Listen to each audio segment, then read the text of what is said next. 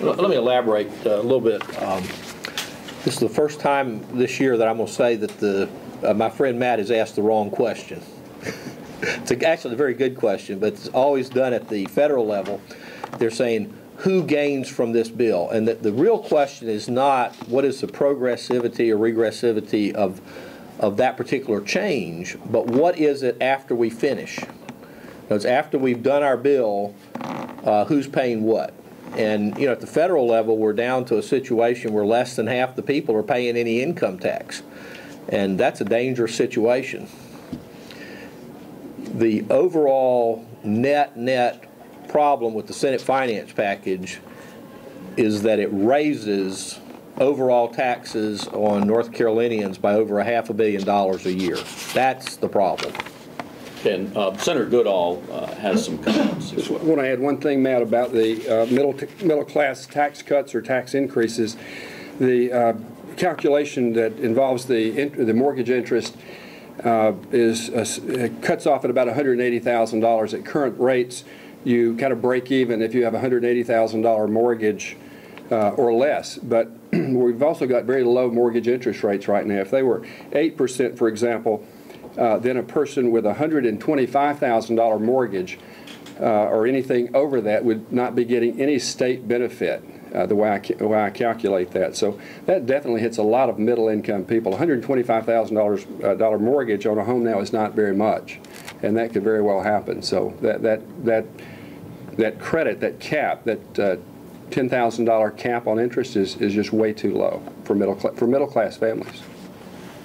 The other thing is it's likely that a lot of folks who have not just a mortgage but an equity line may very well see their equity line tax deduction go away under this plan.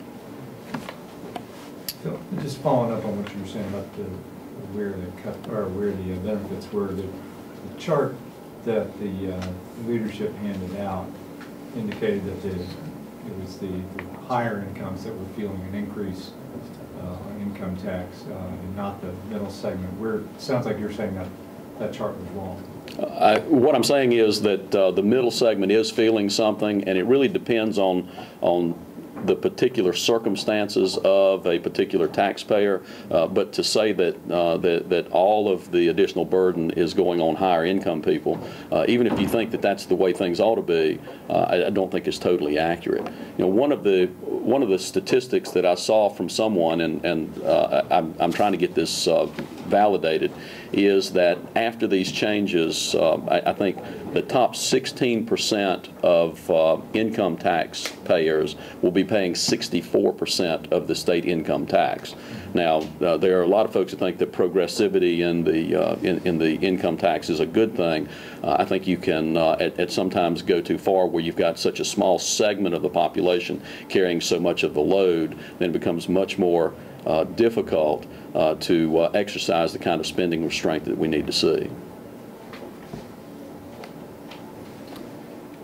Senator, you mentioned the public hearing at the House Appropriations Committee tonight. It's maybe the first ever time they've done something like that. Is that going to make a difference, you think, at all, or is it just kind of logical? I don't know, and Representative Stamp can probably speak to it better than I could in terms of the inner dynamics of the House, but I would say if the House operates like the Senate operates, they may be doing a public hearing, but they've already made the decision regardless of what's said, but that may not be the case in the House. I would say they're probably genuinely looking for ideas from the public, but the problem is we've got 9 million people, and 20 or 30 people will get a chance to speak tonight, and that's not representative of anything. It's just the people who happen to be able to get to the mic. Additional questions?